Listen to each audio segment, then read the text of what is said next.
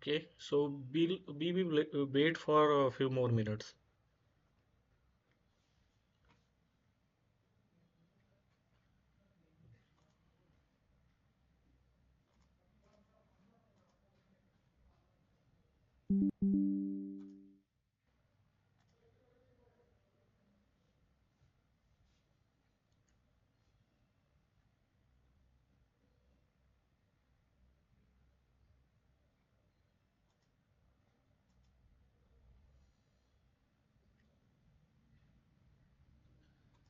Does anybody have any doubt from previous sessions?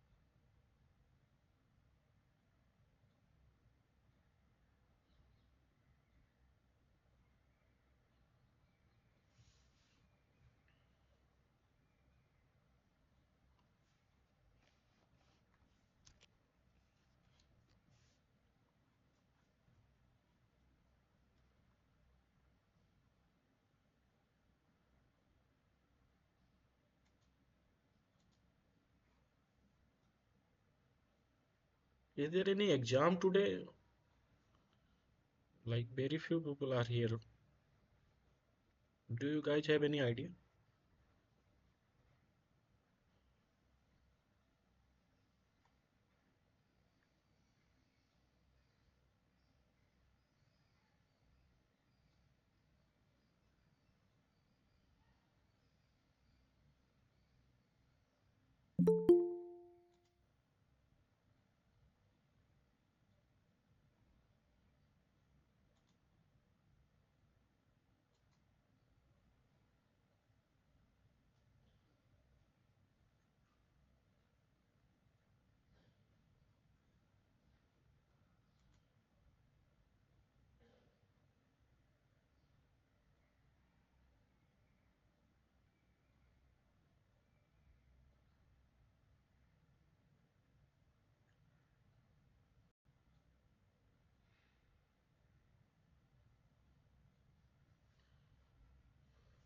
Okay, so welcome to the week 7 of this tutorial session. And so we will start today. Good evening.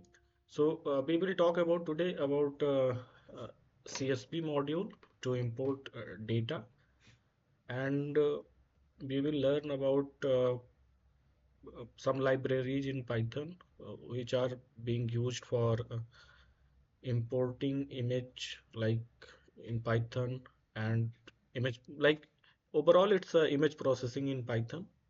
And then there is another library that I will show you today which will plot the data. And so you if you have any data like two-dimensional or three-dimensional data, you can plot it in Python. And we will also learn about turtle library. So this is a visual kind of library where you can move a turtle by just giving some appropriate commands. And with this, we will also talk about uh, uh, writing. in CSV file and reading from CSV file. So, okay, and we will solve some problems. So let's start with our first problem. So my first question is which library used to import image in Python? So PIL. Yes. So PIL is has this full form Python image library, right? And this is the Yes, one sir. that is used for importing image in Python. So Python imaging library, sorry about that. It's a Python imaging library.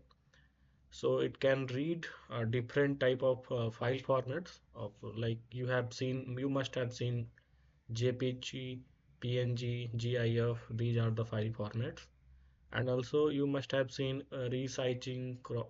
So you must have used in your mobile phones resizing, cropping, or rotating of some image, and so and you can also do some processing on the image also, like using filter, color correction, blurring, etc.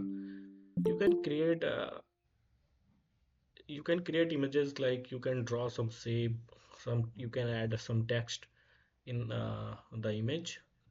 So here is the uh, uh, basics of image operations that can be done using this PIL library.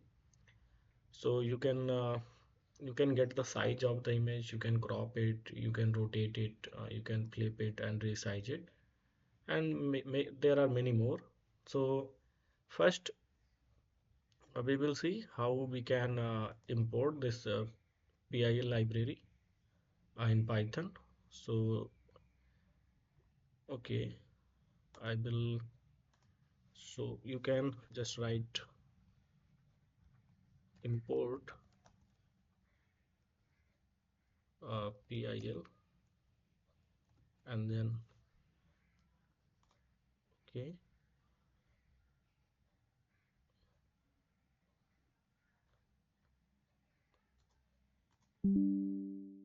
yeah, or you can say from PIL import image.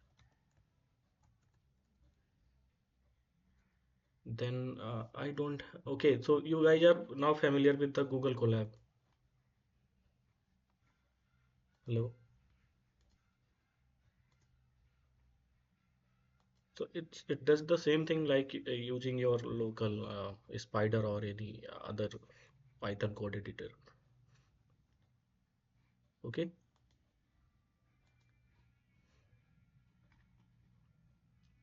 So I can also put some images here. I can upload. Let's say I have a thumbnail.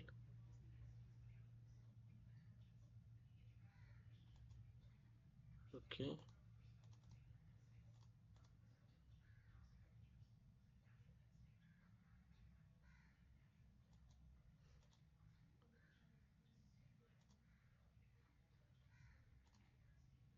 So I'm importing a.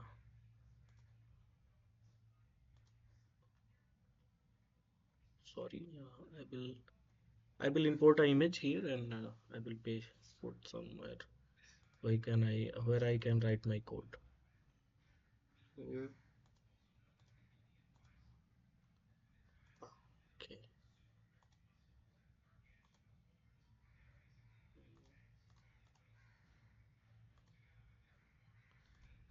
Let's say on your.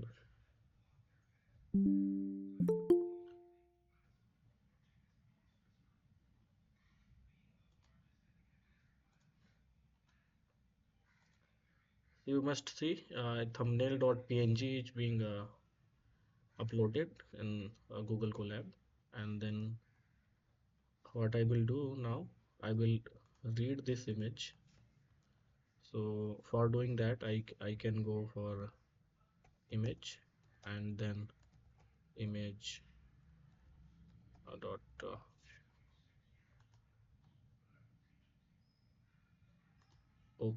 image dot open, and then the thumbnail dot png, right? Okay, file not found here. So location is, we can copy the path, otherwise we can have a path which is nothing but this. So okay, we can try it, otherwise we have to do this.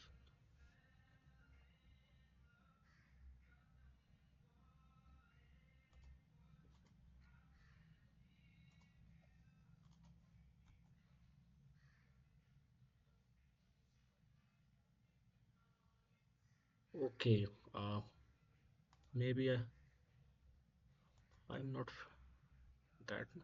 Okay, so I will create a path here as a raw path. I will put inside this string, and then I will try to read this image. Otherwise, we will go back to Spider where I know where I am putting the image. Uh, then we can do it that there. Okay, it had been read. Now image dot, so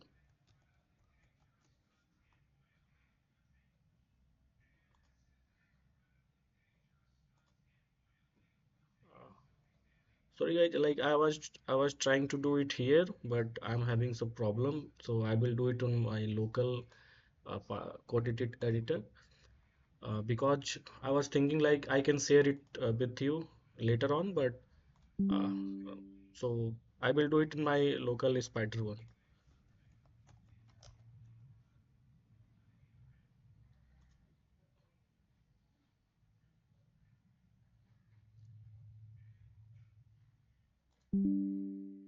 Okay.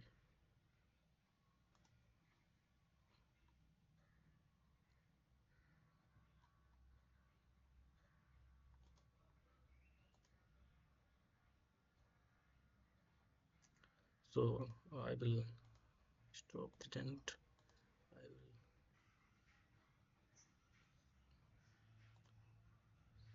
will entire screen.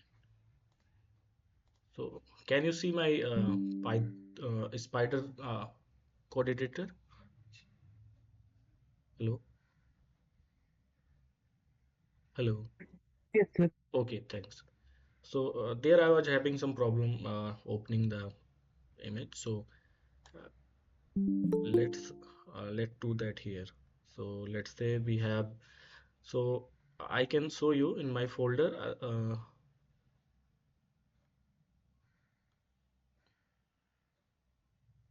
Okay, all files.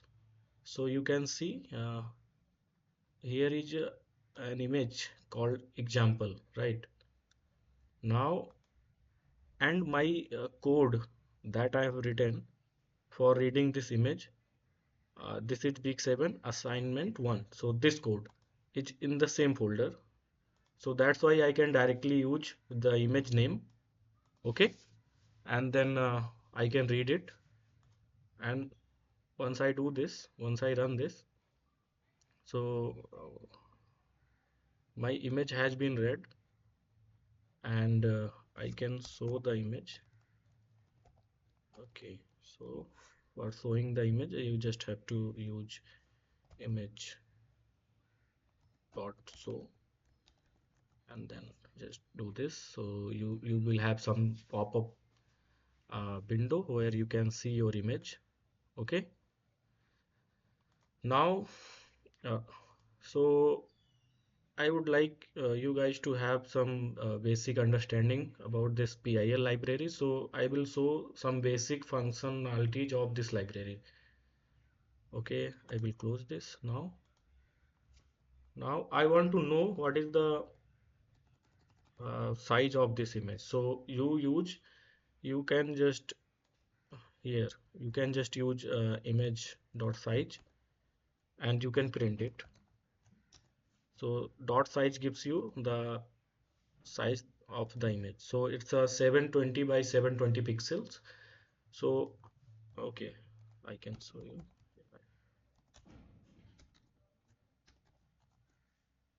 So you can see if I go for the editor, you can see it's saying uh, file info. You can see it here. Uh, okay, tried. One second, let me load once again. If I go for file info, so you can see it's a 720 by 720. So, so it means that there are 720 by 720 pixels making up this image. Okay, so this is what we are getting by using this print image size. Now we can also do something like we can now define some width and height, our own width and height. So that width and height will correspond to the width and height of the image, and you can use dot resize function, image dot resize function. So here you have created an image, imported an image and stored it in this image variable. Now you can use image dot resize, and you have to give a width and height for that. Then you can uh, just run this code, and so this image will be cropped, and that cropped image will be stored in resize image. So if we want to save that resized image, so we can use just save function and give the name, and it will save that resized image, and then you can also show the resized image. Okay, so and so this is where you put the name of that image, and this is the image dot resize. Okay, so let me run this. So first it is showing this one, and then the resized image is showing. Okay, so if I go in this property of this file, so you see it's a 80 by 80. Okay, so the image has been resized by 80 by 80 pixels, and also this image should be saved as resized image example.jpg. So let me open my folder and let me look for this resize image example. Okay, so yes, the image has been saved at jpg file. You can also save it as png. You can use different file format, and just once I run this code, so this shows for the first time, and then this image has been resized, and it is showing. Now if I go in the file info, so it is showing that like it's a png. Okay, so you can see the extension of this file here. It's now changed to png, and the image size is 80 by 80. Okay, and we can also see it from our folder, where I can go for all the files, and here you can see example, and the second one resize example. And now because this was jpg file, so it has been replaced that, and the new file was created with png extension. Okay, and there are others like others module which you can use. So let me so there are like you can rotate an image by 9 by some degree. Sorry, you can rotate an image by some degree, by some given angle, and you can flip that image, and you can also resize. So resize we have seen. You can crop that image, so you have to give the left, top, right and bottom all these coordinates, and then you can crop that image. You can make a thumbnail with a given height and width from an image, and you can apply a image filter. So like blurred image filter. There is filter, so you have to import it from this PIL library. So and then you can use that filter. So I can show you this one.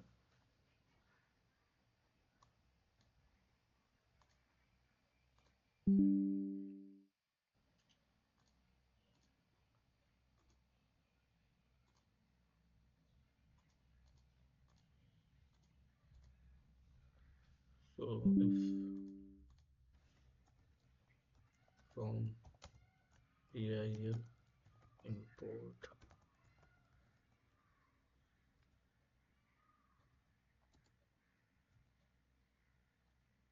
image filter, okay, then let's say you have this image and now you want to uh, blur it. So image uh, blurred will be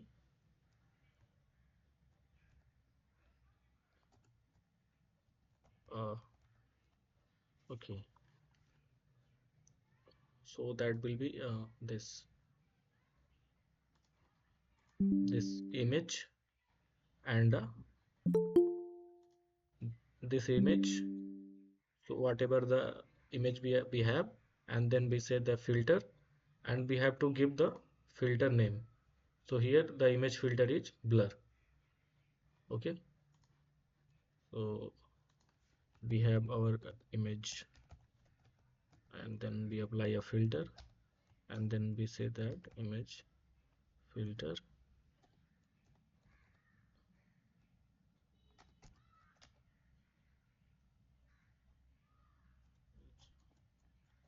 blur.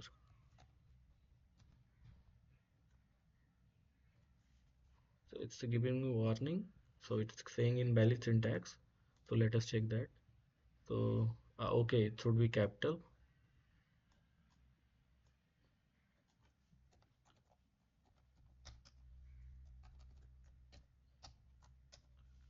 Now we can remove the rest of the code, and then we can show the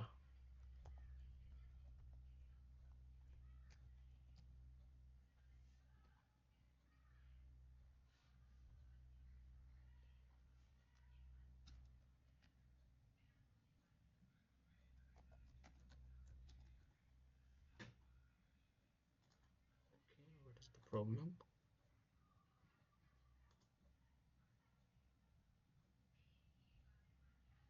So we have imported the filter and we have saying that the filter should be blur. Okay,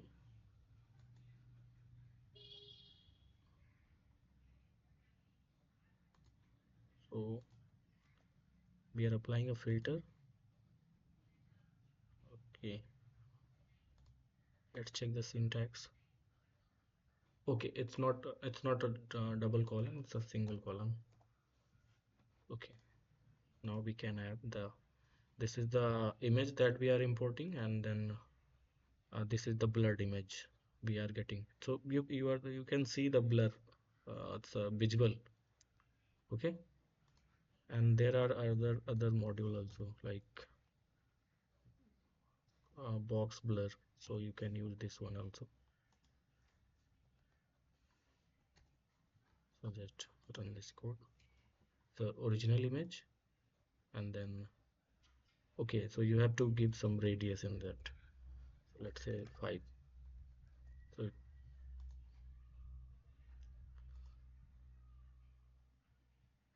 and yeah, so it has been in the radius of 5. This has been blurred. Okay,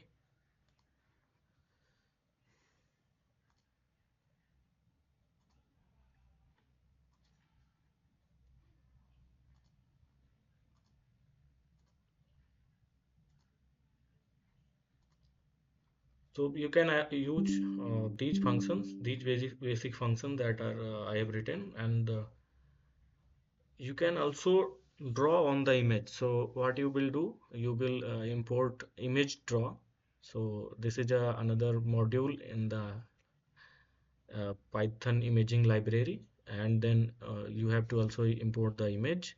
So you will load the example file, and then what you will do, you will create a draw instance using image draw, and you have to give the image on which you want to draw.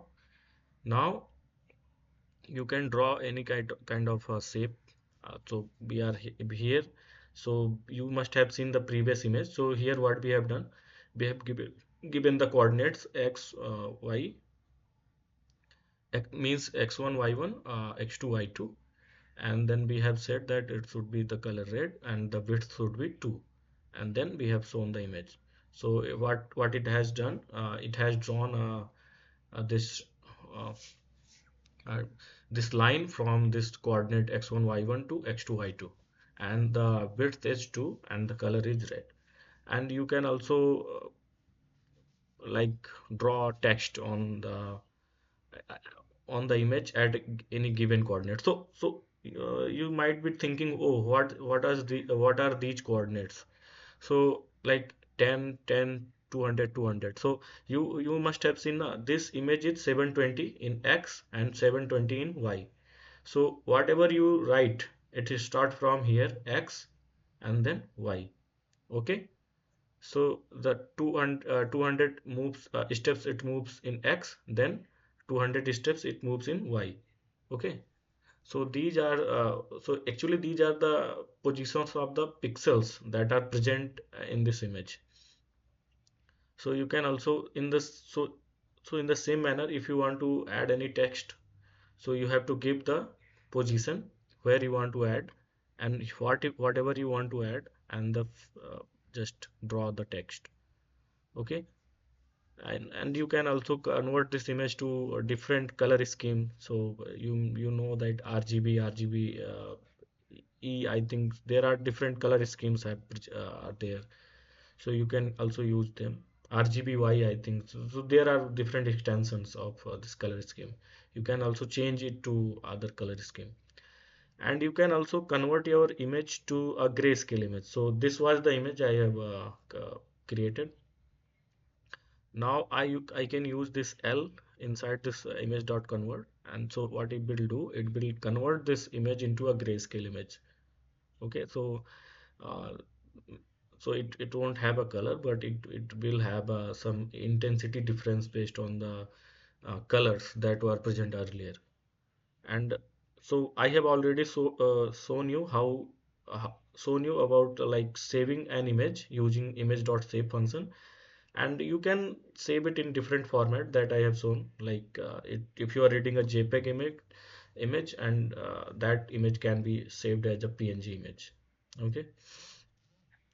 And here is the link where you can get more of whatever I'm saying here. So you can explore this uh, below library. Okay. Does anybody have any question?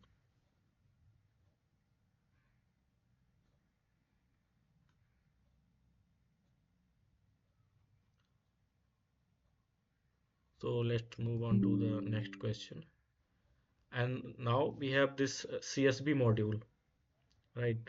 So we use CSV module for reading and writing the data in the CSV file. So before we discuss this, I want to ask a question. So value of CSV files are separated by, and first one is a comma, second one is a colon, third one is a semicolon, and D is a slash. Option E. Yes, so yes, so CSV files are separated by comma. So it's their name actually, like comma separated files, right? So the CSV files are like comma separated files. Okay. So how we can use CSV file module? So which it's there already there in Python. So you just have to import it. So you can do that by importing import CSV, and then you have to open a file. Okay, if it is there, so like example.csv. So what you can do, uh, you can put the path here, and you have to specify the mode, in which mode you are going to use that opened file, and then you create a instance of that file using a variable named some variable, and then you read from that file using reader module of this CSV module, and then you can print. So this reader module reads all the file and then stores all the value in itself, and then from using a for loop you can print whatever is written in the CSV file in each line. Okay, so I will show you how you can read and write from a CSV file.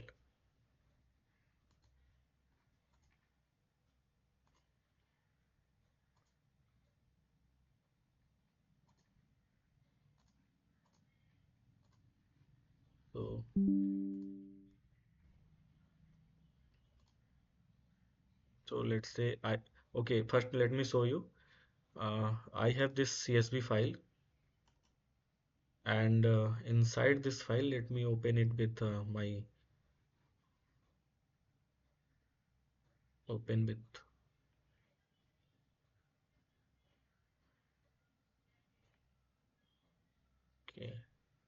okay, let's open it with this one. So you can see there are in first row there is XY, and then there are different values. So it has been opened in Excel, so that's why you don't see a comma. Now I can show you in by opening it with Notepad. So inside Notepad you can clearly see like the values has been separated by a comma. So this is the content of this file. Now what we are going to do, we are going to read this file, and let's see how we can read this CSV file. So I will open this one. Okay, now first let me import a library, import a module CSV. Then what I will do, I will create a instance of opening it. I will open this file and save it in the file. Okay, so I have this CSV. What was the file name again? This is a CSV file.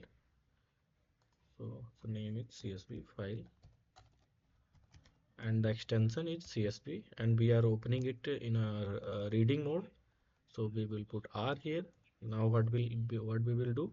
So you must be recalling something. It is very similar to the file importing exporting function that we have already seen. So now what we will do? We will read it. So CSV reader. There is a module called CSV reader. So and the thing is like, so we will put file here, and the just we can put file, and then we can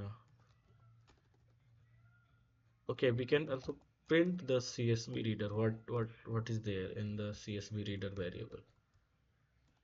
So let us see. So it is saying CSV reader at object. So it's a CSV reader is a object, and it is storing the content that is there in the CSV file. Now, if we want to print something from this CSV reader, so what we can do for each in CSV reader, so this will give us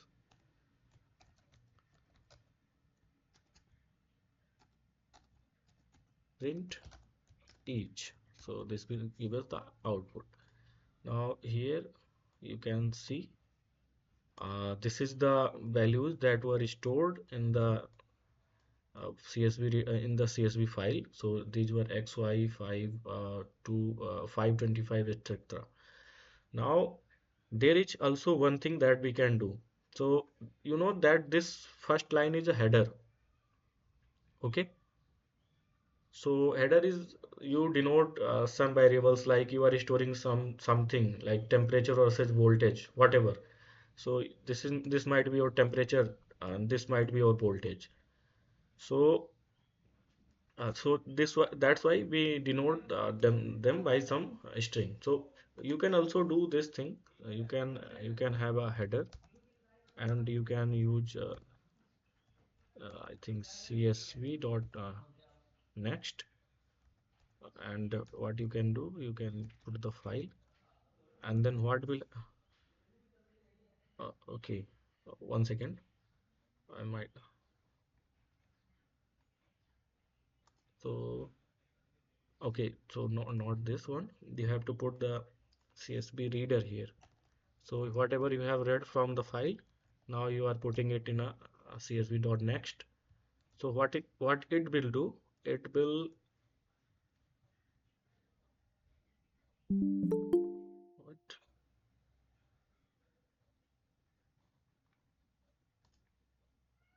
oh sorry, it's a standalone. Okay, so what it will do, there is not no CSV.next. It's the next itself a module. So what it gives us, it gives us the headers that were there. So we can print those headers, uh, and okay, it is not very apparent here that because all the content has been printed, but now you will see it. So okay, so doing this one, it just takes the first value of this CSV file, first row value, and stores it inside this. Now what you can do, you can, so okay, this is the variable that we are using for storing some of the values, right? So you don't want it to make, you might want to use it as a list here inside this file, like you might want to have something like, oh, this is my variable, this is x, so it should store all the values that were there. So means whatever 1 2 3 4, all these things. So you might want to use this header as this. So that's why you read this header beforehand, and then you can also, so you can do now if I write for each in CSV reader, so and print each. So what will happen? And I remove this one. So you will see something like this. So okay, oh, no, no. I have to put, but I won't print the header file now. I just read the header file using next, and but I won't print it. So what will happen now? You are seeing that each is printing only the values that are there from the second column. That means this first row has been already read and it has been stored in a header file. Now all these things are printed when we are doing CSV read when we are printing all the values that are there in CSV reader. Okay, so you can read it beforehand, and then now okay, we have stored the header file. Now what is the use? So we can use them as a variable. So header, first let me print the header, print header, and then run this. So header, now I can print header 0, so it's x. So you might be seeing where I'm going with this. So and I can put header 1, so it's x and y. So I can, now what I can do, I can make a list of header 0 and a empty list, and header 1 as an empty list, right? it should not create any problem. Now I have the list with appropriate name. So now what I can do, I can now uh, append header 0 dot, so as we used to do earlier, append each, but each itself a list. So we are appending the first element, and then in header 0, that is nothing but y, uh, we are appending each one.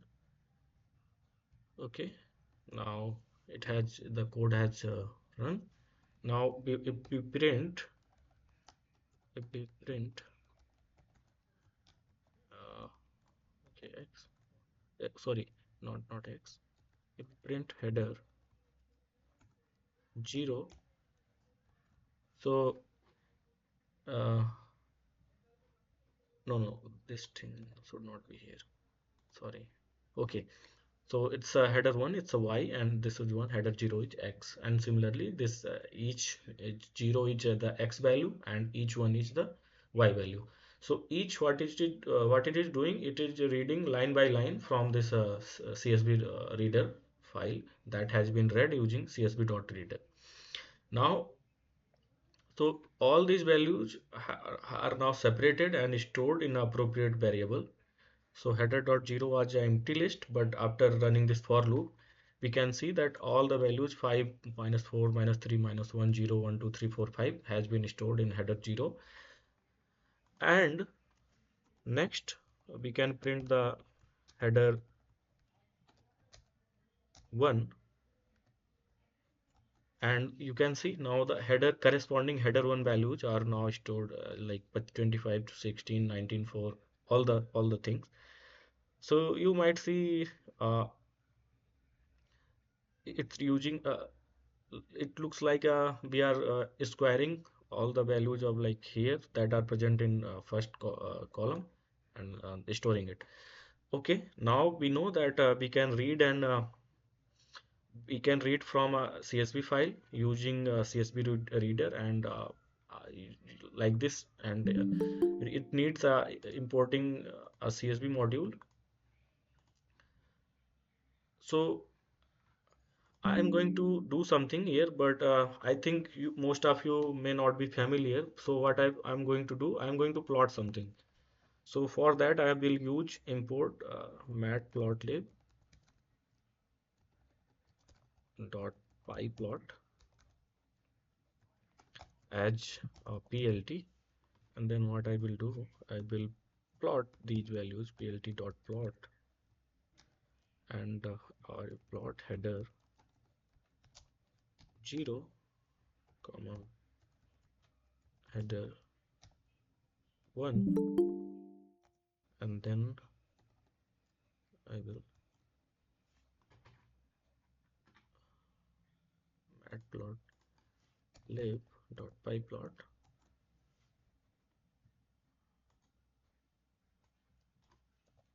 Sorry, um,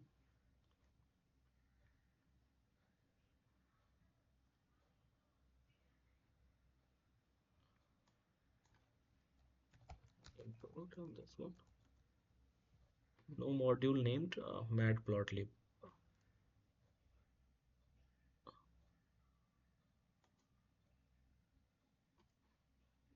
It's a bit strange.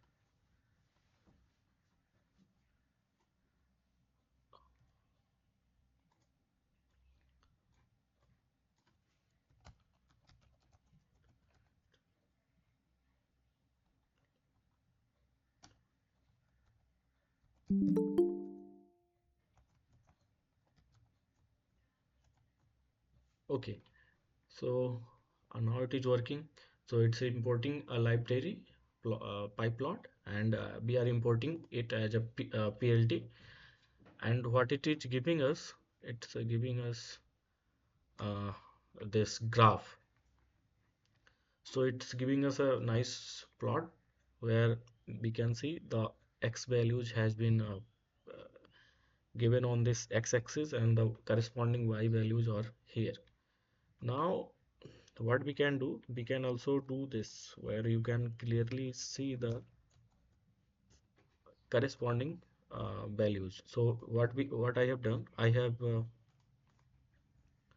used a module called scatter in this pyplot library, and what it does, it only gives a dot, means a only one dot at a given position. So the position is -5 and the value is 25. So you can see it from here. So the value -5 and the corresponding value is 25, -4 corresponding value is 16. So it takes a list and a second list and it plots that. Okay. So these two corresponding values are plotted. Now I will go on describing this matplot. I will tell you later in detail about this matplotlib.py plot. So uh, it's a library that is used to plot some data in Python. I will describe this in very detail. Okay. Does anybody have any question till now?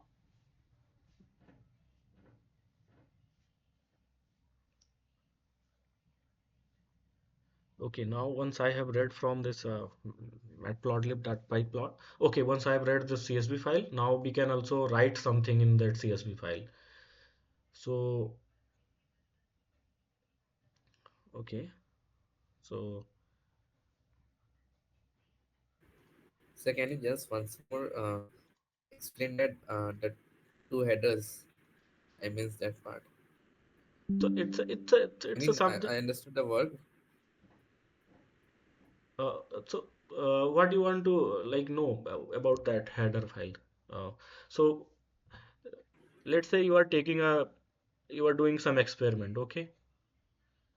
And experiment is that you are measuring a voltage with respect to a temperature, in some device. So when you are going to write that file, let's say you are using the text editor itself, and you are putting x, comma, you are putting temperature, comma, voltage, and then you are putting okay, this temperature is this. So you use it the first row to denote, okay, this is this column denotes this my temperature and this column denotes my voltage. So that's why we are using it, and there is nothing like you can use your own variables. So you can store all the data in X, and you can create some other variable and store it. It's just for a convenience, like it's just for your convenience to put header files, right? Okay, so got it. Okay. And so, okay, so you can use uh, this file. Okay, you can also write now using CSV. So you have to just open your file. So let's say if the file is not there, okay, so that file will be created. So you first import the CSV module, you open a file. Now in write mode, you can see that it had changed from R to W, and then you have to use CSV writer and then put file here.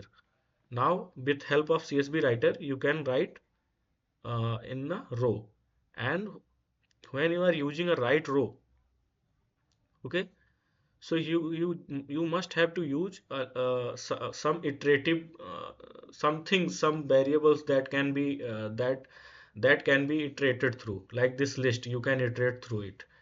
If this is string, you can also iterate through this string, like 0, uh, at 0 it's a H, at 1 it's E, at 2 it's L, and at 3 it's also L, and at 4 it's O. Okay, but when you are using CSV writer dot write row, you can't put 13.5. It will give us error. So if you want to store 13.5, you have to put it inside a list, because lists are iterative. Okay, then it will write the function all these things. So I want to stress this thing because you might be you might stuck somewhere where you want to store an integer or a float. And so, okay, so I will show you for this only. So let's say from uh, I will, okay, I'm forgetting to share my screen. Okay.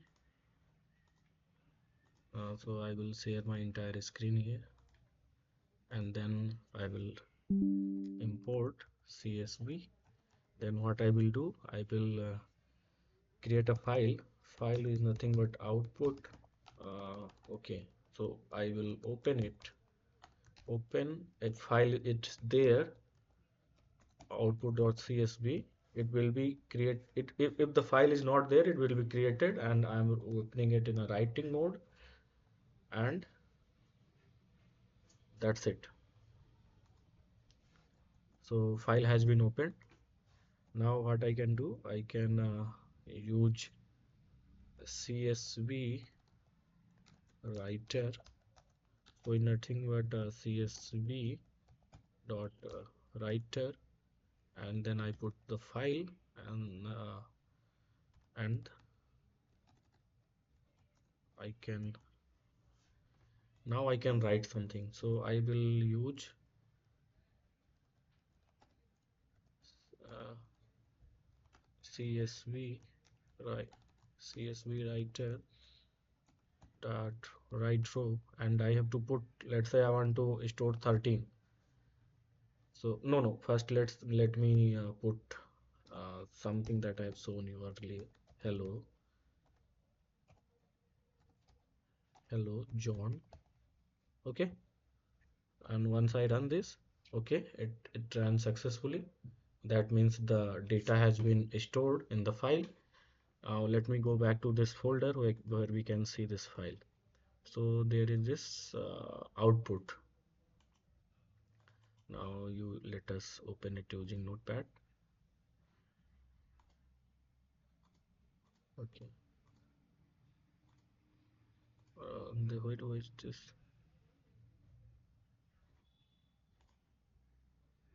Uh, once I once again, let us run this. It's output.csv. So it should be here. All files. So this is this output.csv file. So let me open this using Notepad. So it's saying that hello John. Okay. Now what I will do, I will try to write also. I will try to store an integer here. Writer. Okay. Writer dot write row, and I will try to store an integer 13. Let's say I have been storing 13.5. So it's saying that iterable expected not float. And you can also have some same thing with when you try to store an integer, iterable expected not this thing. So you can put this inside a bracket. Now once you run this, so because list is iterable, now this should be stored in the file. So let us check this. Okay, where is this output? Mm, let us open it with Notepad. What is happening? Let us run this again. Okay, it has been saved. So yeah, here you can see hello John 13. Okay, so keep this in mind. Like if you want to store an integer or float, you have to whatever you want to store, you have to put inside a list because they are not iterable. Does anybody have any question in this one?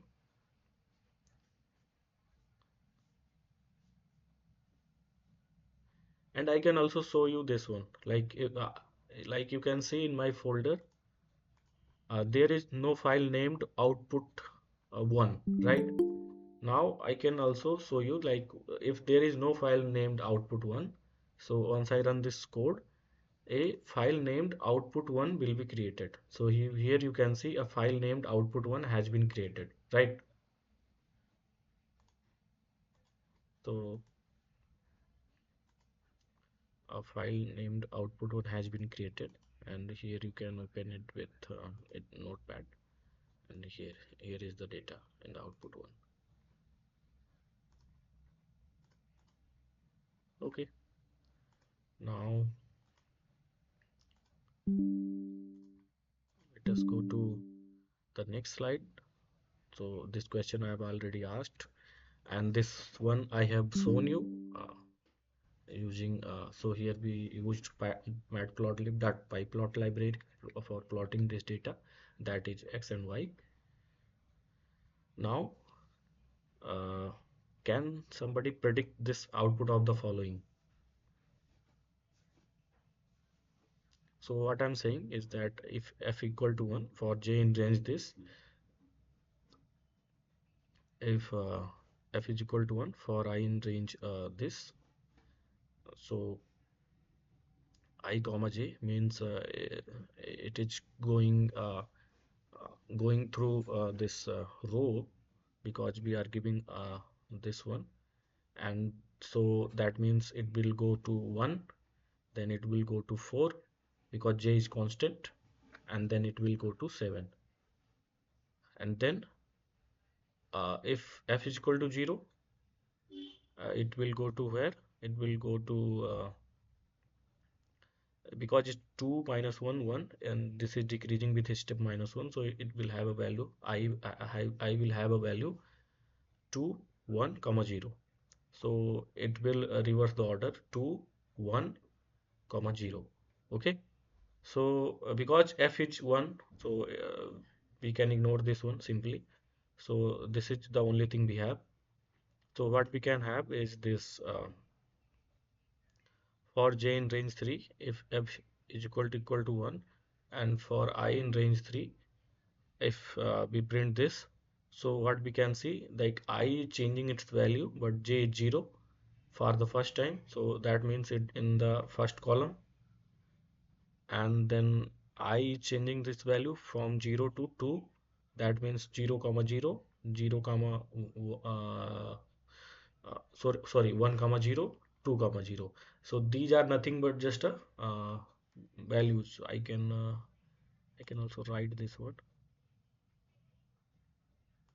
So let's say you have a matrix. Okay, so I have already told you, like to write a matrix you need the positions where you are going to write. So this is 0 comma 0, this is 1 comma 0, this is 2 comma 0, this is 0 comma 1, 0 comma, okay, sorry, 1 comma 1, 1, it's a 2 comma 1, it's a 0 comma 2, it's a 1 comma 2, and it's a 2 comma 2. Okay, so what we are saying, like for the first one, the first time this loop runs, so it goes to this thing.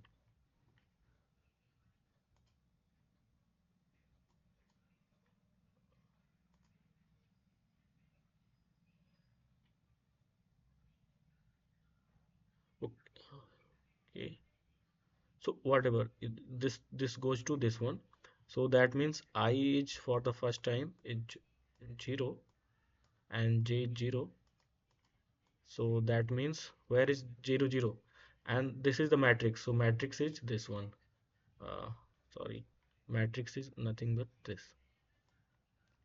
Matrix is 1 2 3 4 5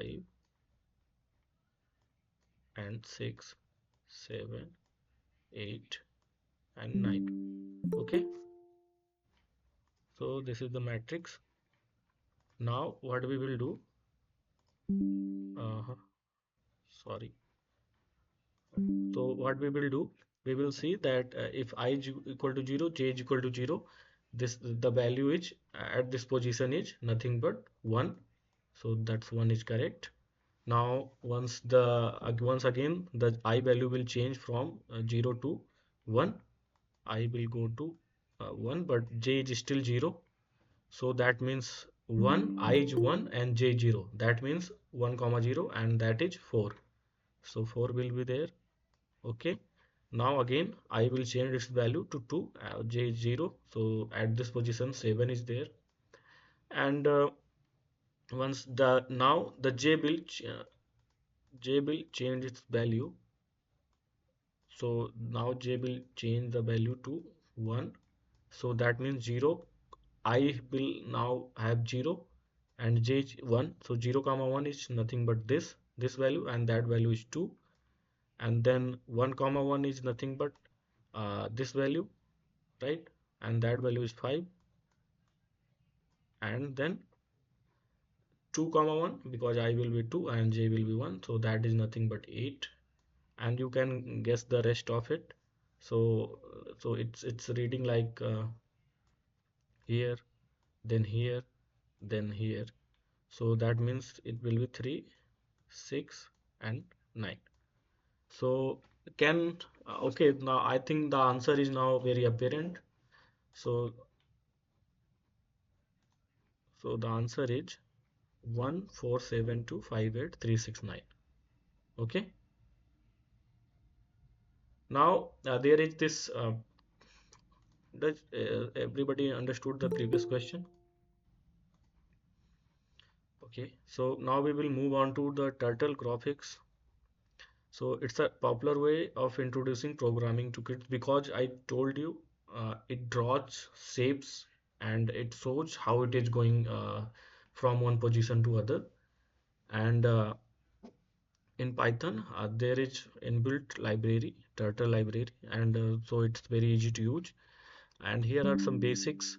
So you have to you what you do first, you import the turtle library using import turtle. Then you create an object, and that is done by uh, writing some variable t equal to turtle.turtle. Now once the object is created, then you define some movement, so forward, and then you give some distance, backward some distance. So for forward, let's say you have sent forward 100, so it will move 100 in this direction. And then forward and then backward 100, so it will move backward in this direction with some reference position, right? And then left angle, so it will move to this angle, and the right angle will move to this angle from the reference line. And pen up and pen down are for so it when it is moving, it's a giving some color, like my when I press this pen, it is moving, right? But I can also lift the pen. I can see the pen is moving, but this is pen up, and then again I put pen down and I can move it. Okay, so this is what pen up and pen down are. And then I can also create some shapes using this, like circle. Then there are other commands like color, width, begin full, end full. So it gives the color to the pen and also the shape. And there are commands like reset. So on what canvas you are drawing all these things, you can reset it. You can hide your turtle so it won't show the arrow key, and show turtle and exit on click. All these things are there. So let me just brief you guys very quickly on this turtle library.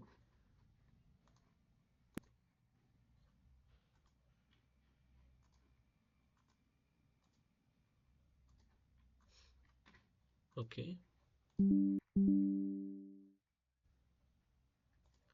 so I will open.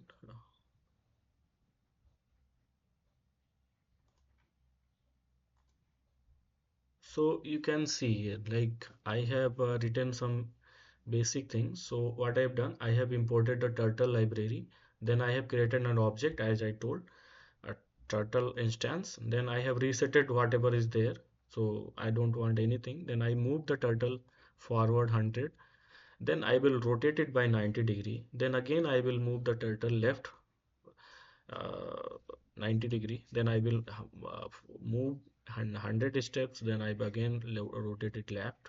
then I do this. So you see there are one, two, three, four times movement and three times a rotation. So we are expecting something about a closed geometry. So let us run the code, and here you can see a file has popped up, and it's it's taking some time because it is saying Python turtle graphics, it's not responding very well. So I can close this. I can close the program, but wait.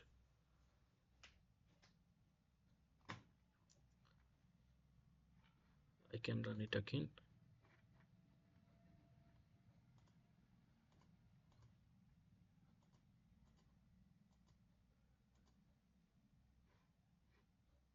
Okay, so I think I can't show it here because it's giving me problem. So I will go on to in this collaboratory where I have tried to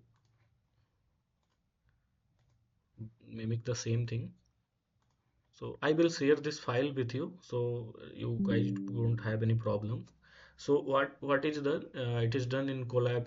We can do it this movement of turtle and all these things in Google Colab also. So what I do here is import Colab turtle, and it install the packages, required packages. Then I import a Colab turtle library as turtle. Then what I do, I initiate uh, initialize the turtle as you have seen earlier.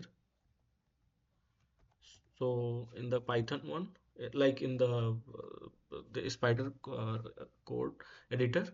So what I'm doing, I'm initializing the turtle, then I'm giving a color blue, and then I'm saying, oh, move forward 50, and then uh, move, let's say I'm saying 90 to the right, and then change color to red, and then forward 50, and then take, and then like lift up your pen, and then move forward 50, and then put your pen down. So this is what is happening here. So let us see what happens. Now I'm going to run this. So I will import this library, and then I will run this. So you see the turtle is here. It changes color to blue, and then it moves 15, then rotates, and then changes color to red, and then it moves. Okay, so you can see it from here. So turtle was white, then it's changed its color to blue because we have said that change the color. Then after changing the color, it moves 50 in forward direction. Now then be told, okay, move right by 90 degree, so it moves to the right by 90 degree. Now then that now be said, okay, change your color, so it changes its color. And then we said, okay, lift up your pen, and then it left its pen and moved 50. So forward 50, it moved 50 pixels. After that, it puts its pen down. Now so we can again see what is happening. It's there, then again it moves 50, then changes the color, then rotates, like after rotating changes the color, and then move 50 and pen up, and then pen down. Now this is the basic working of this turtle. So this all these things can be done in spider, but there are so the like libraries are different. So it's I'm doing in Google Colab. I will share this file, don't worry, but you can do it in your own local spider editor.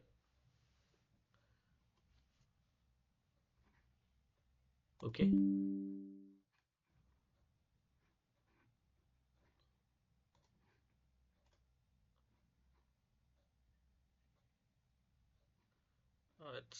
It's my turtle library, and this local is giving me problem, so it's not responding actually.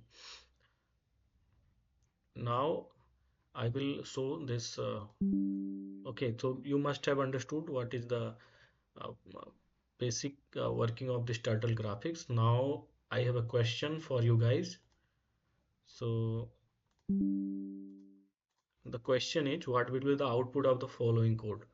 So here what I'm doing, I have a turtle, and then I have this I have created an instance of the turtle, and then what I'm doing, I'm resetting all the things that are present on the canvas, and then I'm moving the turtle in 100 forward, then I'm moving it in a left 120. Okay, so it moves from left by a 120 angle, and then it again goes 100, and then again from there, from left, it moves at a degree of 120. Okay, then it moves forward, and then it's a exit. So what do you think, what will be the output?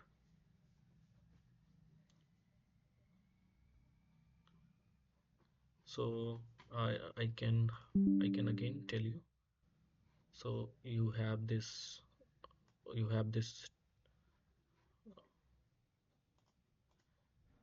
have this turtle, and it's a forward 100, and then it's facing this direction. So from here it takes a 120 angle. Okay, this angle is 120.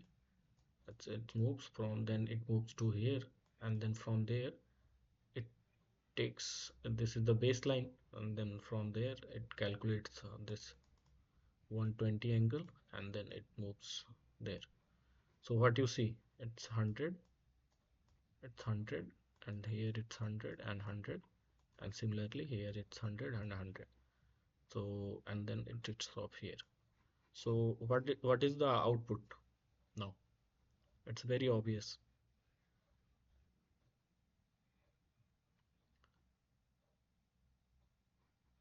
Can can somebody tell me? It's a B, so equilateral triangle. So yes, the option B is correct. It's a equilateral triangle, and let us quickly see in the Google Colab. So what was there? The turtle was moving 100, and then it was moving 120 to the left. So left 120, 120, and then it was again moving to 100, and then it was turning to 120, and then again it was moving by 100. So I think this was the code. Okay, now let us see what happens when we run this. So a turtle is there, and then it moves by this much 100, rotates 120, and then rotates here. So it's a equilateral triangle, right, of like with the sides having 100 pixels. The next question is this. So next question is question number 5 is this. The Here we are importing a turtle, and then we are saying in I in range this pen right.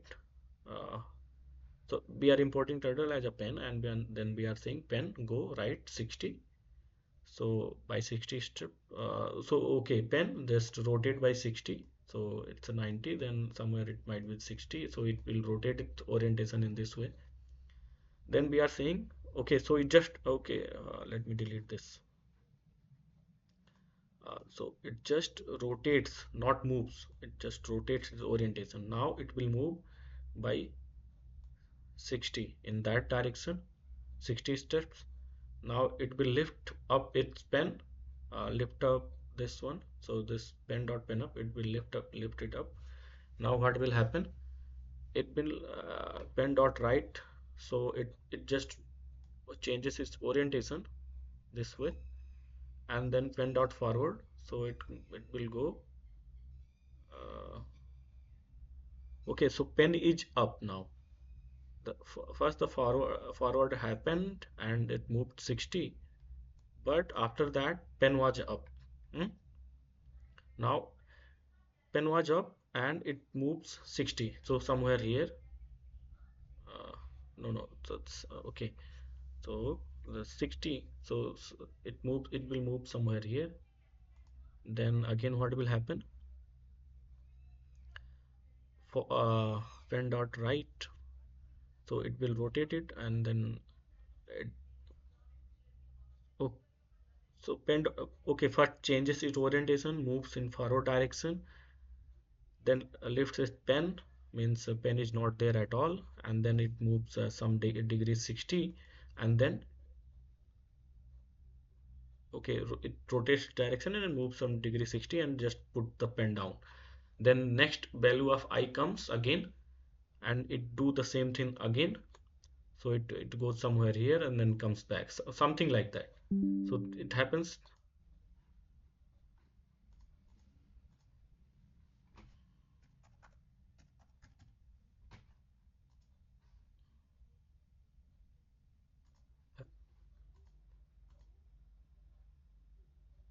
Hello, hello. Can anybody hear me? Hello.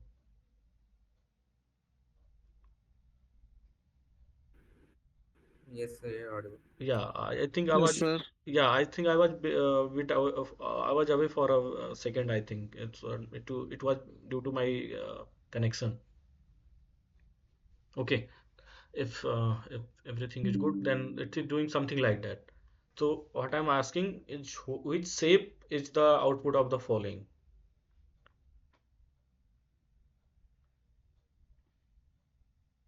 So let us do this quickly in the Google Colab. So what we are doing, we are initializing a turtle with the speed, some speed, and then we are saying it. Okay,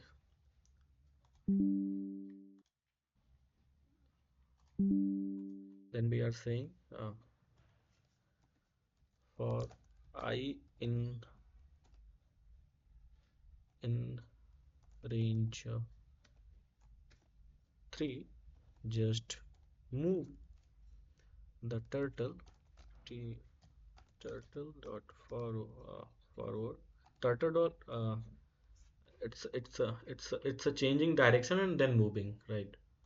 So it will turtle dot it's a it's a right. So turtle dot right, and it is moving by degree 60, and then also it's a move turtle is going forward by 60, and then it is uh, turtle is lifting its turtle is doing what turtle the turtle is lifting its pen up. Okay, its pen has been lifted. Then turtle is uh, moving again in right by 60, but remember that pen is up. Turtle then is going forward by 60. Okay, now what will happen?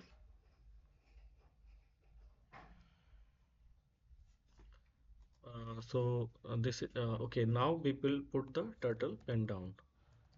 Turtle pen down, and now we are repeating, and then we are repeating it for 3 times. So let us see what happens. So turtle is there, it moves and then goes 60, and then it again moves to the right and goes 60, and then moves right and then goes this, and then it pen up and then goes right and then pen up and right 60. So this is the output we are expecting. Okay, so it's alternating sides of a hexagon.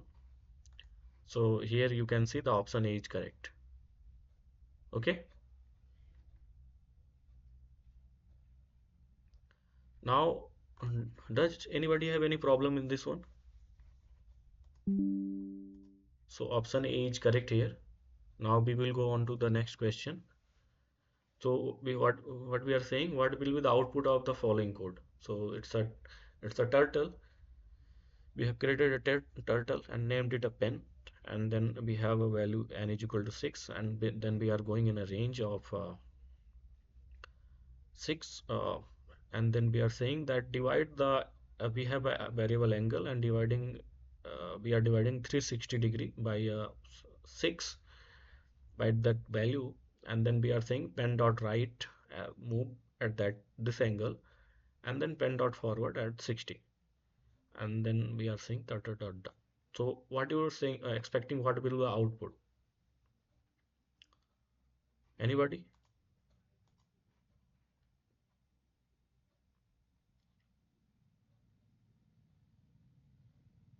Can anybody guess? Hexagon. Yes, you are right. So let us see it very quickly in Python in Google Colab. So what I was saying, so I am creating a turtle instance, turtle instance, and I'm saying that uh, I have a variable n is equal to 6, and then I'm saying for I in range 6, in range n, not the 6, angle is nothing but 360 divided by that value of n, and then forward forward 60. Now do what? Forward 60, go forward. So what is going forward? The turtle. So turtle dot forward 60, then turtle dot uh, right, and that is nothing but 60. Okay, angle, right? Now once we run this, what we see is turtle is here, it goes 60, goes right, and then goes 60, then goes right, and then goes 60, then goes right at 60 degree, then goes 60, then goes right at 60 degree, then 60, and then at last it's a hexagon. So you see, it's a hexagon. Now what happens when we increase this value? So it goes 60, it takes some steps, goes 60, and then takes some steps, and then and so on. Okay, it's doing its own thing.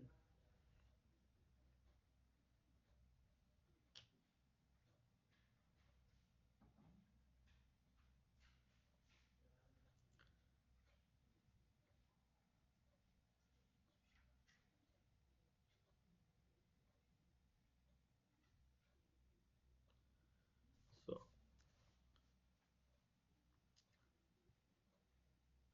you see, it has closed uh, whole loop, and there are 14 sides on this loop. So in general, what I'm trying to say here, as I increase this number, this thing will I can increase the speed, I can increase the speed, and I can increase the number to, let's say, 28. So what you see?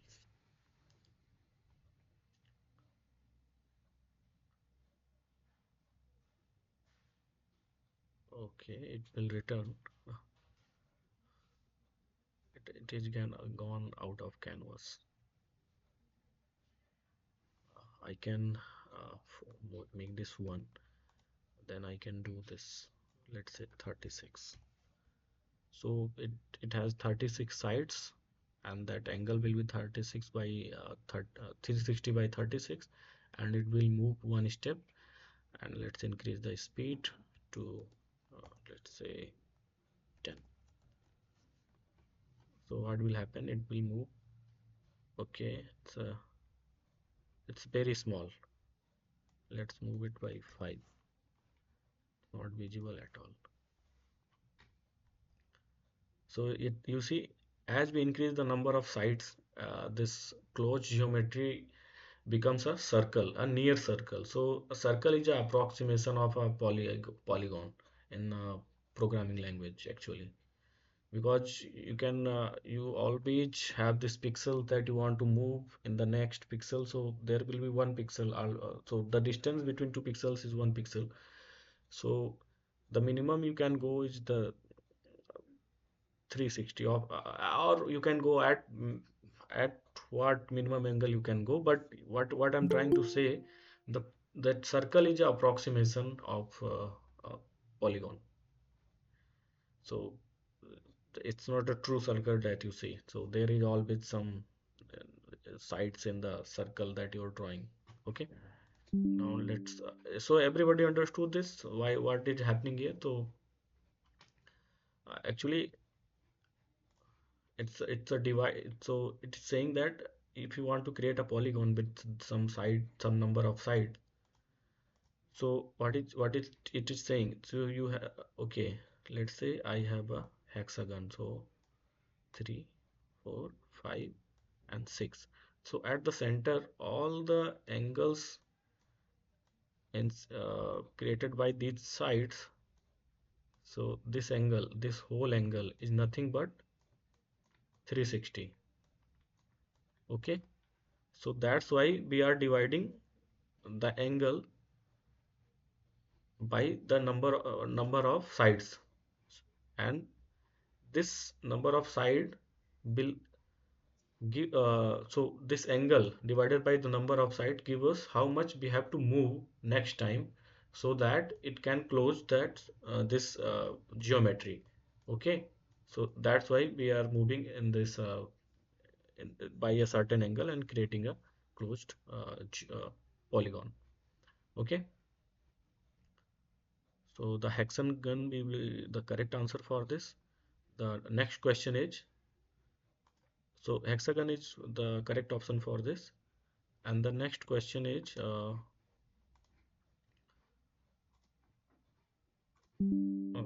okay, so next question is, which of the following library moves the turtle backward? So it's an open question. Anybody can answer. C. Uh, yes, C is correct. But with this, all the other options are also correct. Okay. We can see this very easily. So let's create a object of turtle. And then okay, I will code. So I am creating a turtle object. And now what I'm doing, turtle, I can reduce the speed one, and then turtle dot backward. Okay, backward, and what, 100. That's good.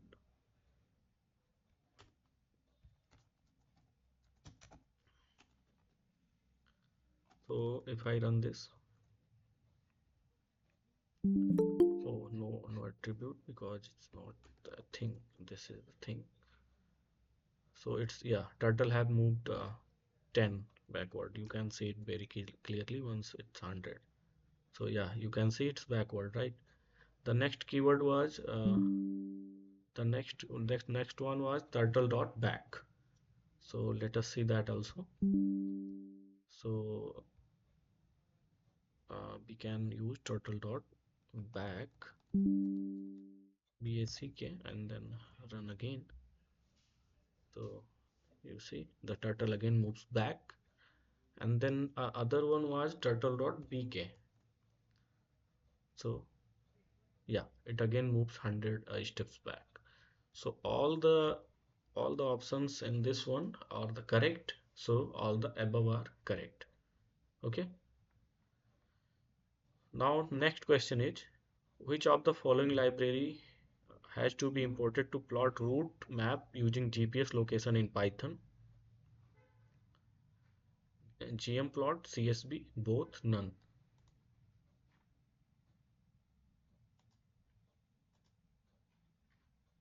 Hello. So can anybody answer this one? Okay. GM plot. Okay. But for yes, you use the GM plot, but how you are importing the data? And then we will need CSV also. So both. Yes, both. So option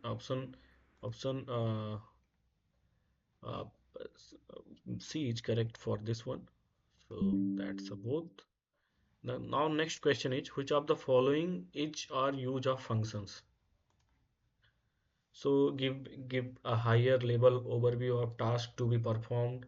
Reusability uses the same functionality at various places. A better understanding of the code, all of the above, none of the above. So what do you think what will be the correct answer? Means what? Okay. D. D, yes. Because what happens, it's a give a higher overview of tasks to be performed. Means you can actually by reading a function like it has been written sum. So you know that it will sum, it will add up something that is there. Subtract, divide, factorial. Earlier we have defined factorial function. So you know that if you give some integer number, it will calculate the factorial value, right? So in similar way, all these things has been done to calculate something. Means to actually modularize your code. Means uh, so you can write 200 300 lines of code, but once you give it to somebody other, like if your friends look at your looks want to look at your code, so he won't understand anything. But if you have written a functions, so he will understand everything very easily. And also you can also use your function multiple times in your Python code. So it's a reusability, and it's a better understanding of the code. So all the of the above are correct. Okay. Now next question is sentiment analysis involves working with. So this question these type of question are asked in the exam. So you must have seen this one. So this is saying that a piece of information is useful or not. A piece of information is biased or unbiased. Each piece of information is false or true. A piece of information is positive or negative. So how how you think it is happening? So actually the output is sorry, the true answer is the a piece of information is positive or negative. So this is the correct answer. So whatever the sentiment you are saying, either so it analyze that, and it gives us information whether it's a positive or negative sentiment. Okay. So the question number 11 is this. So here I'm asking for what will be the output of this code. So it's very obvious actually.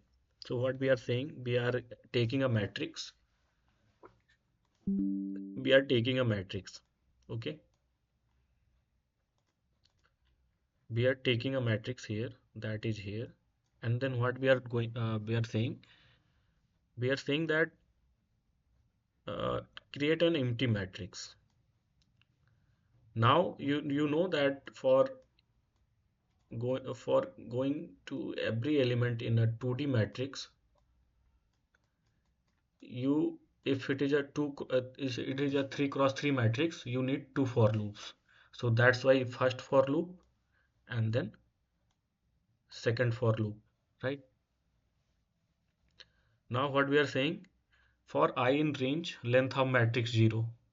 So it is saying that matrix, and matrix 0 means this row of this matrix, this first element of this matrix, and it has length of what? Because one element is here, one element is here, one element is here, it's a 3. So it will be 3. Then again range of length of matrix.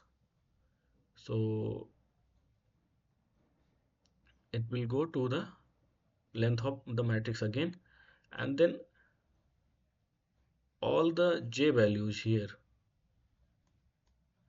will be changed, but row values will be same. So it will store this, but what, how it is storing, it is doing what, j comes the is coming in first place and I is in last place.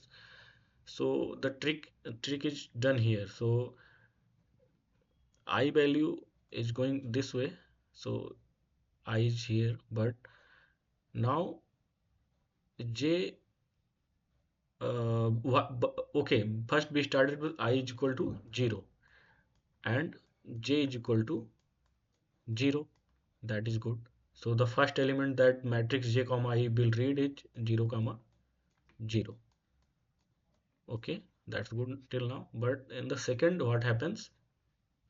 J is here, so it becomes 1 because j will become 1 in this for loop, and then I is still a 0. So it means it will read this one. Okay, and then this one.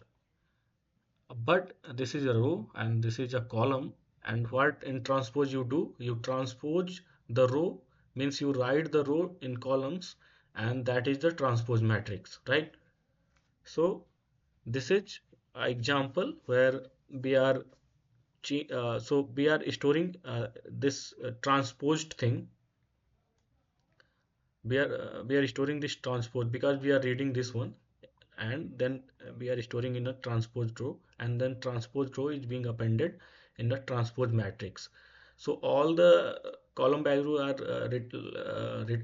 read like this in each iteration, and then they are stored in this fashion, like this column value, this column value, and this column value. So earlier they were like this and this, now they have changed to this, so that means it has been transposed, right? So that's why the answer of this will be transpose matrix. Okay, so it gives a transpose of a matrix. Now the next thing is using a matplotlib library. So this is what I want to share with you. So Matplotlib library is a popular 2D plotting library of Python, and it provides a variety of static, animated, and interactive visualization. Because you can also animate in this one, and you can have an interactive, you can interact with that plot, and it is very useful. So actually, from my personal experience, it's very useful while learning any kind while you want to plot any kind of data in Python. So the matplotlib is the one library to go for. Okay, so the basic I have shown here. So what you do, I have earlier used it. So I promise that I will show it in detail in later on. So what you do, there is this inbuilt library matplotlib in Python. So you import it, and this is the PLT as PLT. That means you are importing everything as a PLT. So you are giving a second name to this library as PLT. Then what you are saying that plt.plot, so this pyplot.plot has a module plot. So what it expect a string, and another string, so it can plot one corresponding to another. Okay, so and you can also give the labels to your plot. So x label I have given x here. Okay, y label I have given x square, because it's you can see that y is nothing, just the square of the first array values. Okay, and you can also give the title. So y is equal to x square is a parabolic type of thing, so I have given a title parabola, and then you can use plt.show to show the plot. Okay, so let us see a basic working of this matplotlib in this Google Collaboratory.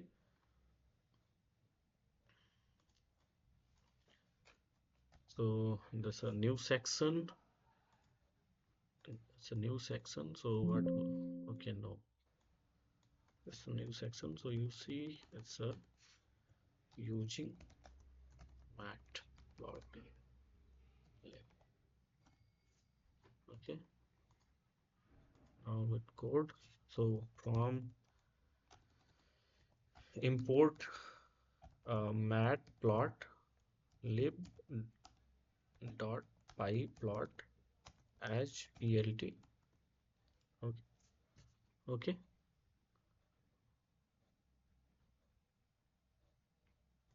Why it is giving us error?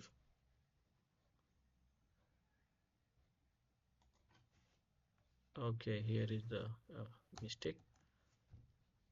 So we have imported a library called matplotlib.pyplot.hplt, and now we have two strings 1 2 3 uh, 1 2 3 4 5 6 comma 7, all this thing.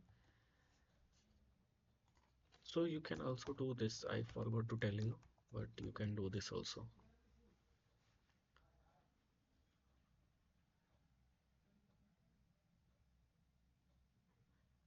Actually, you can also plot one single uh, list value or array value, because inherently it gives access its own means index. So you see it's starting from 0, right? That means this value is at index 0, and this is at 1, this is at 2, this is at 3 and 4 and 5 and 6.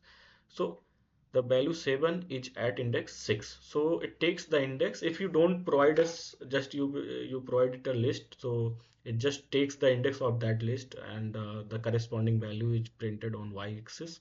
So that's why you see this graph.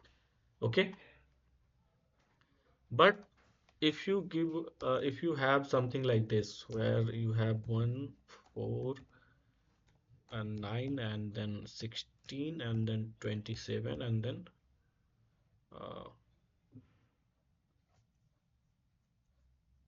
no, the 25, and then you have 36, and then you have 49. So that means you are saying that the y nothing but just the square of x, and then you pass it to the plot function. So once you run this, value has been stored, and then it's plt.plot. So what it is showing, like, okay, yes, it's 1 has 1, and then 2 has this 4, and then 3 has this one. But you have just used plt.plot, a simple plot. But you can also change the color to blue. Oh, sorry, green. So each color has been changed to green, and I think you can also change the line width equal to 2.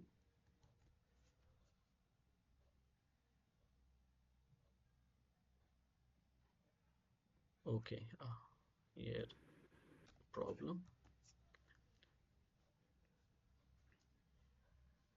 So yes, the line, you can see the line width has been changed from 1 to 2, and you can also use this thing where you can change your plot style. Okay, the line should be this, I think. No. Okay, all these things you can do, and also you can change the color and simultaneously tell us what and tell it what will be the uh, plot style you want to use. So here I have used G for green color, and the dot this dash dash is for the plot style, and you can also use stars. So I have used stars, so it is showing the values. Stars are these places. Okay, so there are different styles that you can try. So this is one is not valid, but this one is. So you can also plot dots. You can also have dotted and continued line. Okay, so here uh, I have applied dot first, then I have used dash, but you can change it to dash dot and then see what happens. It's a dash dot. Okay, So you can have different kind of plotting scheme. Now I will go giving the name to this plot. So I will take this plot from here, plot it, and then I will say plot dot x label, uh, plot dot label of x-axis, so that I will set x label here. So this is the label that I will set, x label, y label, and then title. Okay. So let me go here. So what I'm saying, I will have a label on the axis, and that is nothing but x value. So I will say x values, and then I have on y-axis plt dot y label, and then I have value y values, and then next one is a plt dot uh, plt dot title. Yeah, so it's nothing but it's a parabolic type, so parabola. Okay, and then not last is the showing of this graph, showing of the plot. So yes, it has given us the parabola, and here you can see the appropriate labels have been written, this x values, this y values, and all these things. You can also have limits, so like you can have plt dot x limit, and you can give it like 20 and run it. Oh, okay. So it is just because 20 was for greater than 8, so it given some wrong thing. But if it is less than that, so it crops, so it crops from 5 to uh, 7, but you can have like from up to 5, so it will go like from 0 to 5, I think. So you have to provide a list of the value 0,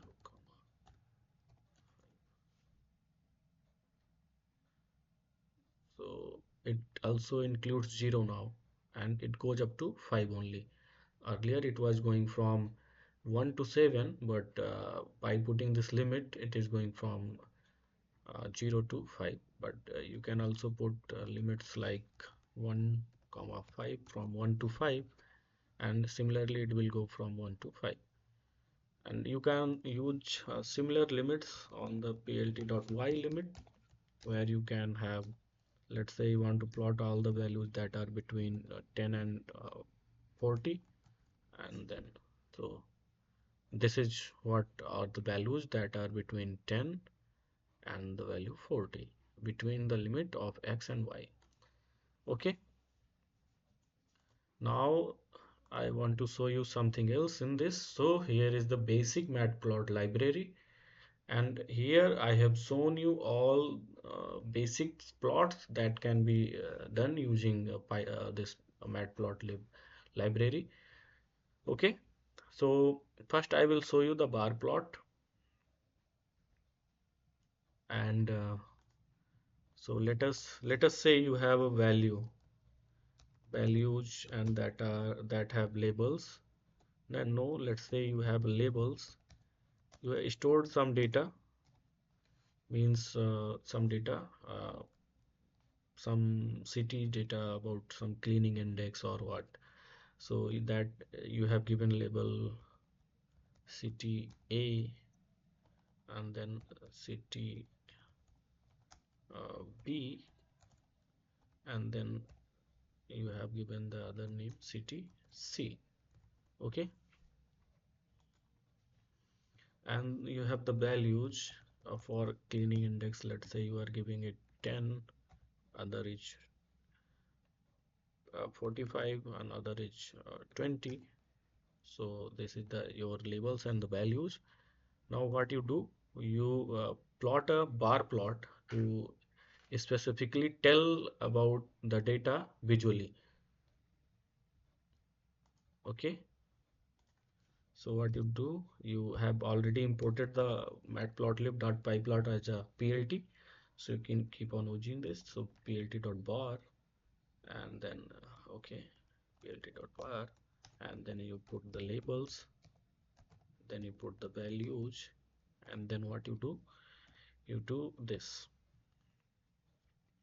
you define colors, and then you can assign each color. So let's say green, so first value will be green, and then the other one will be blue, and then the last one will be red. Now run this.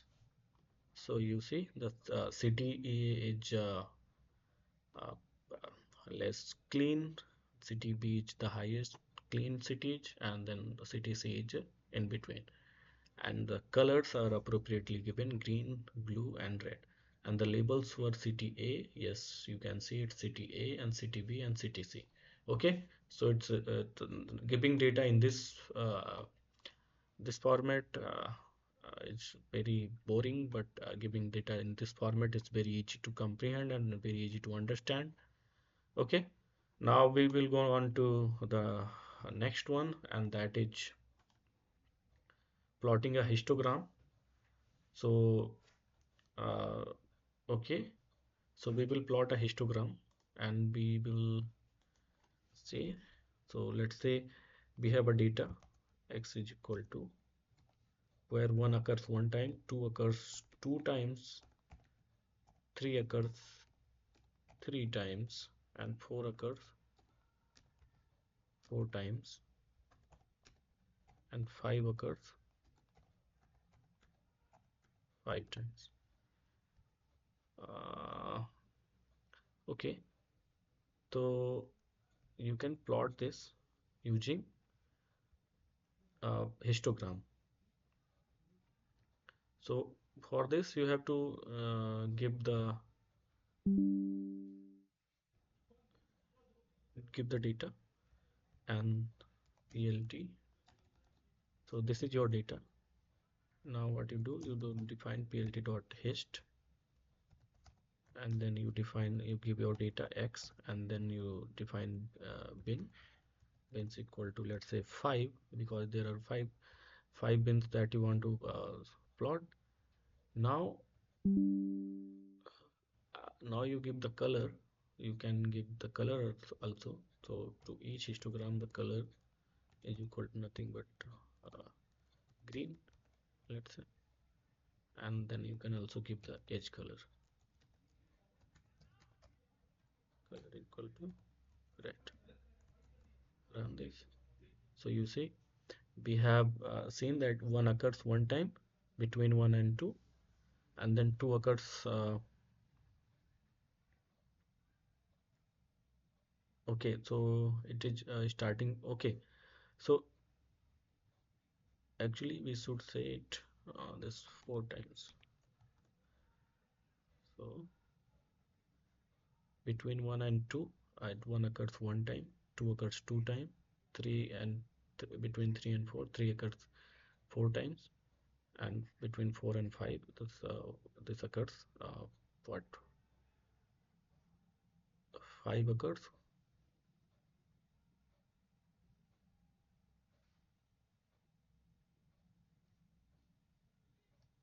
Okay, so it's Nine. combined because, yeah, because this it's a 4 and this is 5. The total is 9. So it occurs 9 times, because in 4 it is including both the border value also. Okay, because the bin has been changed to 4, and if we change it to 5, so it will include all the value accordingly. So in bin the 1 to, so it's dividing all the interval of 1 to 5 in 5 separate thing. From 1 to 1, it's 1 times. From whatever the two values that are there, it occurring 2 times, and then 3 it's occurring 3 times, and 4 and 4 times, and 5 and 5 times. And okay, so this was the bar plot histogram. Now the next one is Next one is scatter plot. So scatter plot is you just use plt.scatter with xy values, and you'll give them labels, markers, colors, everything. So it gives you that. Now let's go for this pi value. So pi chart. So let's say pie chart is a very useful, like a very unique way to show your data in a circle. So let's say you have a labels A and P and C, and these labels have values. Corresponding values are nothing but 25, 60, and 15. Okay, so what you do, plt dot py, the plt.py, and then you do you give you give the values, and then you give the labels, and you give the colors. So you give the values, then you give the labels equal to labels,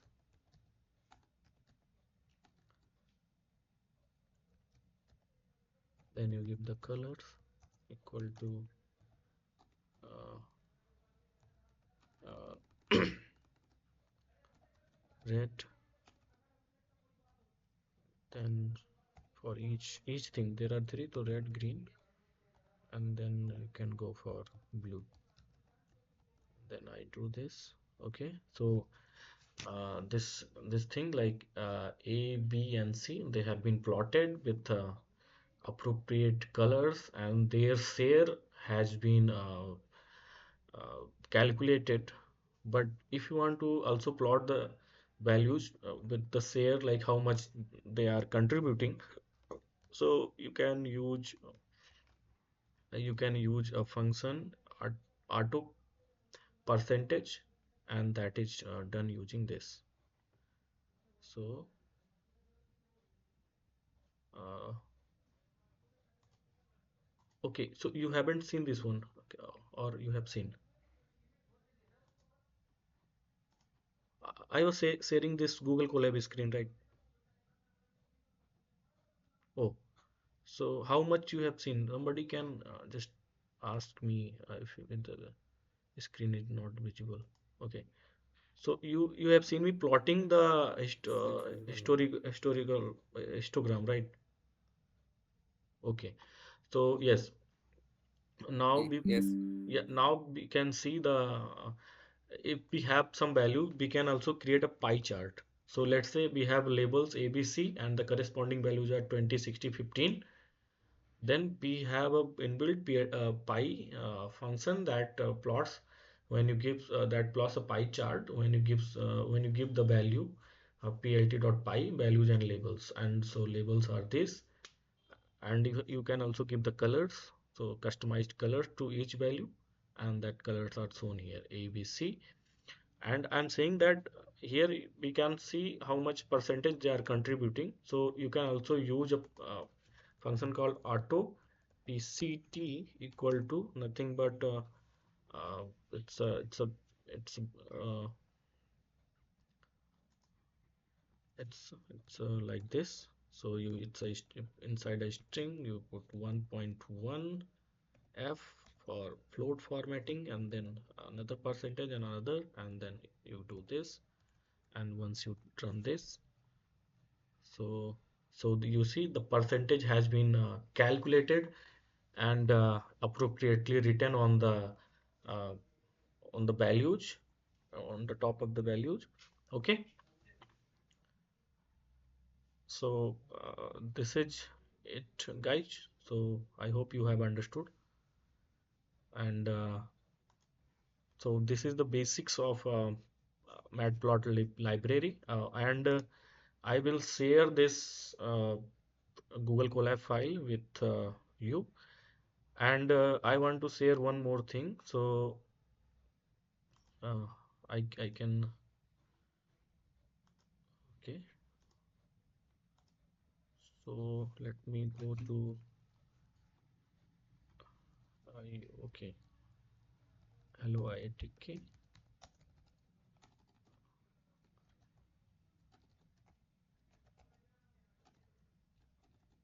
Okay, 1 second.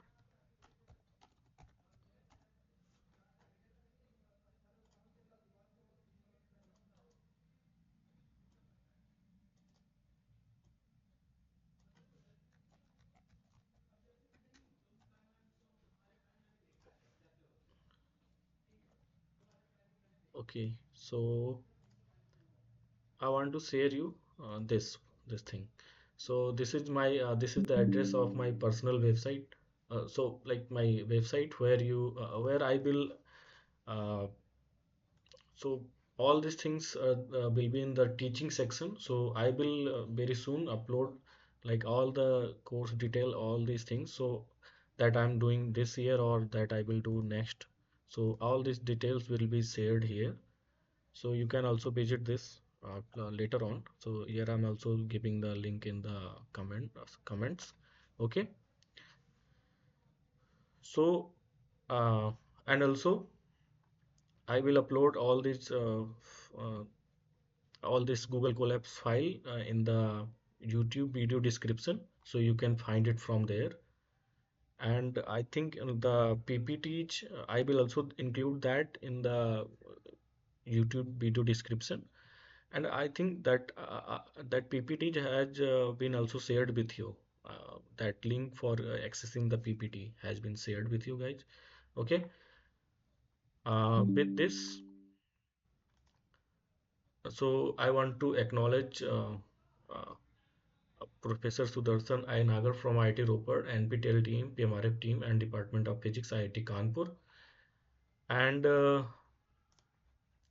if anybody have any question, they can ask me. Otherwise, we can stop this session here.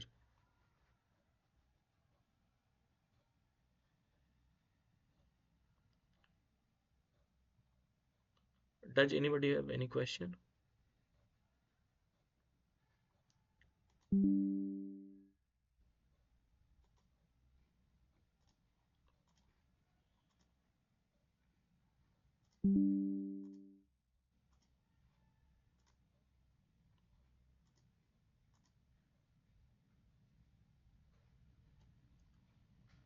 Okay, if nobody have any question, then we can stop this meeting here.